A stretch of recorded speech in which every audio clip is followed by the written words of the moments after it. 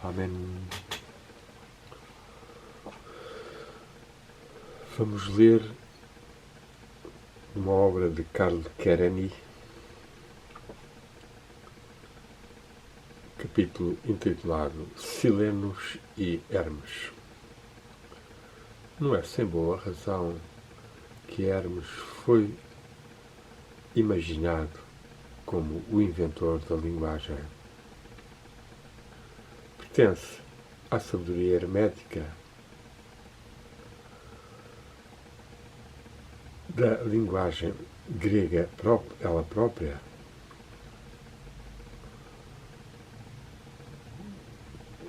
a uma das suas mais engenhosas, acertadas suposições que a palavra para o simples monumento de pedra muda, Herma, do qual o nome do Deus brota, corresponde foneticamente à palavra sermo.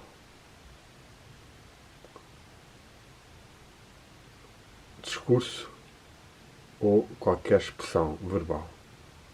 E que, curiosamente, Erasmo, aqui acrescento eu, considerava como a melhor tradução para o logos e não, ao princípio, era o verbo, mas ao princípio era o sermo. A fala, a exposição, a mesma palavra. E que estamos a encontrar aqui a mesma raiz de sermo e de herma, a pedra muda, mas que fala. Ora, esta palavra herma, que não tem no grego o mesmo significado, forma-se, contudo, de uma base de raiz verbal, forma a base de uma raiz verbal que é de hermeneia, a explicação, a explanação. Hermes é o hermeneus, o intérprete, o mediador linguístico, e isto não só com bases verbais. Pela sua natureza, ele é como que o gerador ou quem traz algum tipo de luz, um clarificador. Deus da exposition, da exposição e da interpretação do estilo a que nós estamos agora envoltos, que procura e que no seu espírito, o espírito da sem vergonha exposição dos seus pais na relação amorosa, é levada para o mais profundo mistério.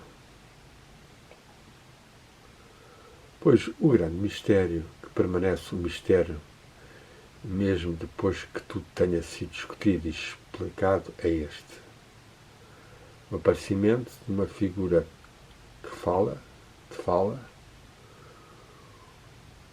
a verdadeira corporização, como se fosse de uma forma humana divina, de clara, articulada, relacionada de forma harmoniosa e, portanto, encantadora linguagem. A sua aparência na mais profunda escuridão primordial, onde uma pessoa esperava apenas encontrar a mudez animal, o silêncio sem palavras, aos gritos de prazer e dor. Hermes, o que sopra tristes. Inspira. In spirits. Inspira ou põe o espírito na escuridão mais animal e quente. A sua epifania, ou seja, a sua manifestação, suplementa o Silenos, aspecto da fonte da vida, no qual o fator animalístico dentro do panteão grego mostra a sua presença e com ele forma uma harmonia e uma totalidade fundamental. Hermos e Silenos, ou Silenoi em plural, harmonizam na sua natureza fálica mais do que apenas superficialmente. O brilhante mensageiro dos deuses que Praxíteles representou na famosa estátua de Olímpia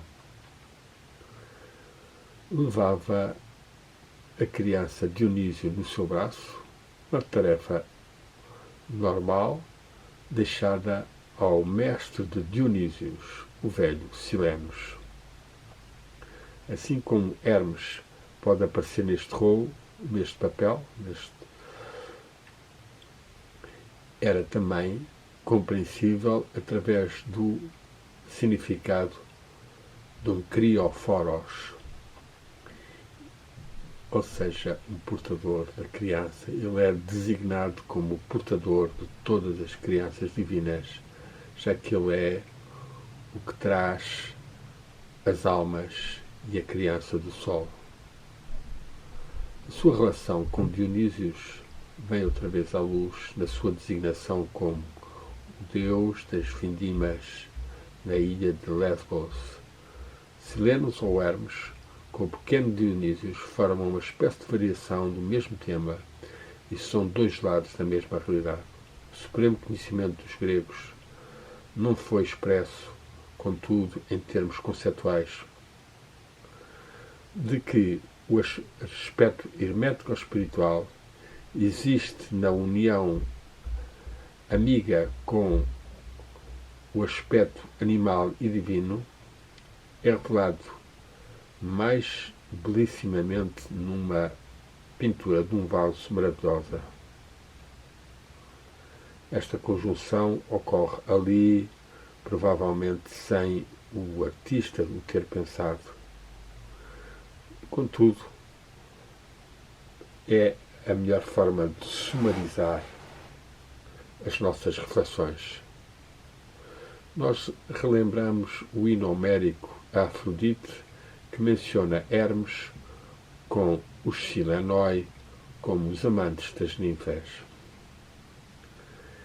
É outra coisa quando um vaso que se encontra em Londres, o chamado Psiquiter, do pintor Duris, que data do primeiro quarto do quinto século, mostra uma tropa completa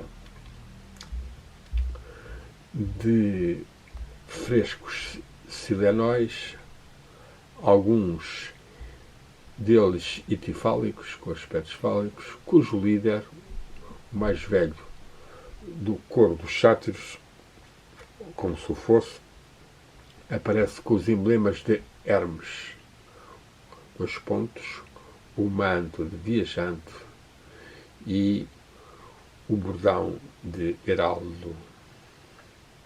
Devemos permanecer um pouco diante desta pintura antes de ela se tornar mais compreensível para nós. Aqui não há ninfas, aparentemente, embebedados e copos, vasos de vinho, com os quais as figuras se movem em movimentos de jogo, indicam o aspecto meio bestial, meio divino dos devotos Dionísios. Mas porquê a presença aqui de Hermes no Silenos que está a liderar? Crê-se que esta pintura reflete o coro de um drama de sátiros realizando algum papel específico, semelhante ao papel de embaixadores de Hermes, em cujo lugar o coro sátiro estava comissionado, tal como, por exemplo, quando levava Hefaístos para o Olimpo. Isto é uma possibilidade, mas há outra.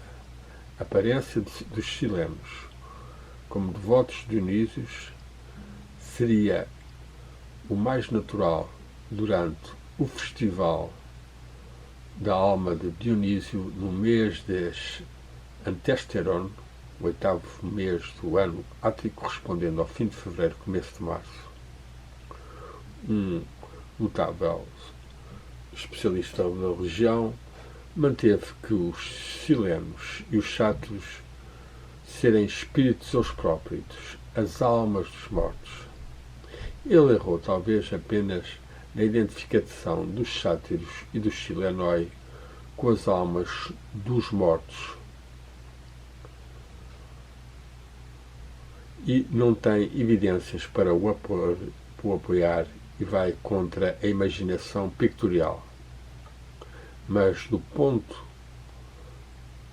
deste ponto de partida, reconhecemos que estas figuras representam os pontos, a fonte da vida que é aberta e que se descarrega a si próprio. Os dias do Antesteria, a festa das flores, eram dias abertos para as almas, e o quinto e último deles, o Citroi, a festa dos potes, era um dia de Hermes. Neste dia, o significado idêntico da natureza silénica e a função de líder da alma podia-se manifestar através da vestimenta de Hermes. Tendo em conta a atual pintura que estamos a tratar, isto não é apenas uma mera questão conjectural de possibilidades. Nós estamos a falar de uma ânfora em Berlim que data do mesmo período do Psychiaster de Düris, cujo artesão é usualmente denominado segundo esta peça. Um conhecedor de um vaso grego caracteriza o artista deste modo. A elegância magra desta figura dinâmica que embeleza mais do que narra um conto nunca atingiu, na sua poesia calma, uma forma tão pura como no vaso de Berlim. Aqui o coro desaparece completamente do ponto de vista do observador, e se ele permanece ou não na retaguarda não é importante. Diante de nós encontra-se um único par, Silenos e Hermes. A delicada figura de uma corça entre eles aponta para o mundo não domesticado que se tornou tratável pela magia dionisíaca. E esta altamente significante jogo, este divinamente significante e divino jogo, toma lugar na superfície, que é desenhada com linhas do eterno ritmo, as espirais. Na medida em que podemos resumir, isto não é uma cena de um drama sátiro.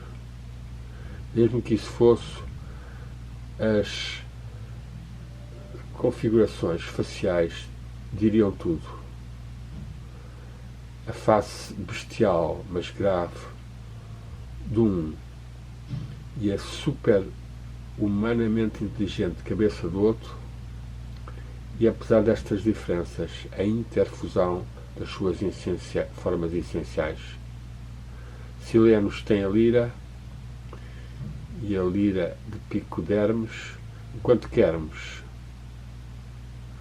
atrás dele, como um sol duplo, um doppelganger, mas claramente marcado pelas suas asas, pelo seu chapéu de asas e os sapatos com asas, ou segura consigo o vaso dionisíaco de Silenos na sua mão. Eles trocaram os seus pastéis, e isto era permitido porque no fundo,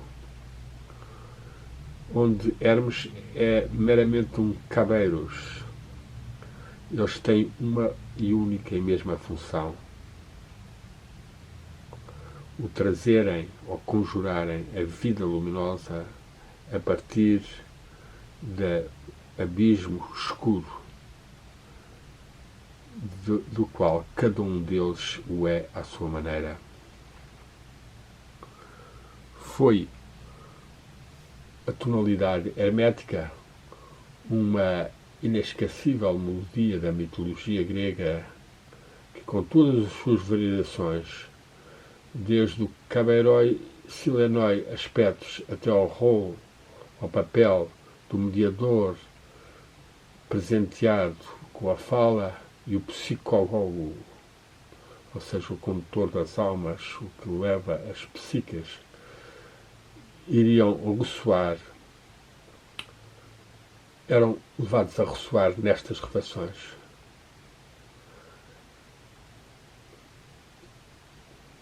Todo aquele que não se envergonha e se afasta dos perigos das mais profundas profundidades de si próprio e dos novos caminhos que Hermes está sempre pronto a preparar-nos, pode segui-lo e atingir, seja como um scholar, um comentador ou um filósofo, uma grande descoberta e uma certa possessão mesmo. Para todos, para quem a vida é uma aventura, quer uma aventura de amor ou de espírito, Hermes é o guia comum, o Koinos Hermes. Koinos Hermes. Hermes. E assim terminou este último capítulo do livro de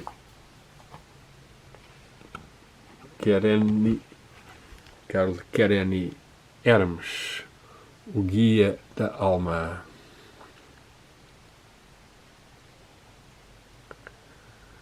Que possamos nós encontrar no silêncio e na persistência, na intimidade profunda de nós próprios, o nosso guia, seja pelo espírito, pela devoção, seja pela intensidade da entrega do amor, quando a polaridade masculina e feminina atingem o seu arquétipo primordial da divindade masculina e feminina e que recuperam a sua unidade. Unidade que é também a do corpo e alma e espírito, que se interpenetram a intensidade de amor e de aspiração à luz. E que a palavra, o sermão, brota da profundidade da pedra, da base última e funda de nós próprios, num ritmo que se torna mantra, canto, oração, palavra inspirada e que liga a terra e o céu ao fundo do nosso abismo com a claridade da luz. Daí que sejamos e seja Crio ou Cristo Foros, portadores da luz, e que esta luz que está dentro de nós possa ser mais trazida ao de cima, com a sabedoria de Hermes, com a sabedoria dos mestres, com a sabedoria divina. Haja Sófia, da Santa Rússia, que esta sabedoria profunda neste momento tão grande de crise da civilização europeia possa ajudar as almas a não se deixarem alienar na perda de referências religiosas, nacionais, culturais, espirituais e consigam trazer ao de cima de si mesmas o Espírito Divino. Amém. Temos graças, Hermes, Hermes, Hermes. Mestres, saudações aos mestres e guias das almas. Amém, guiai mais a humanidade, que os seres se abram mais aos verdadeiros mestres interiores das almas, mestres. Amém. Jai Guru, Jai Hermes, Jai Mister.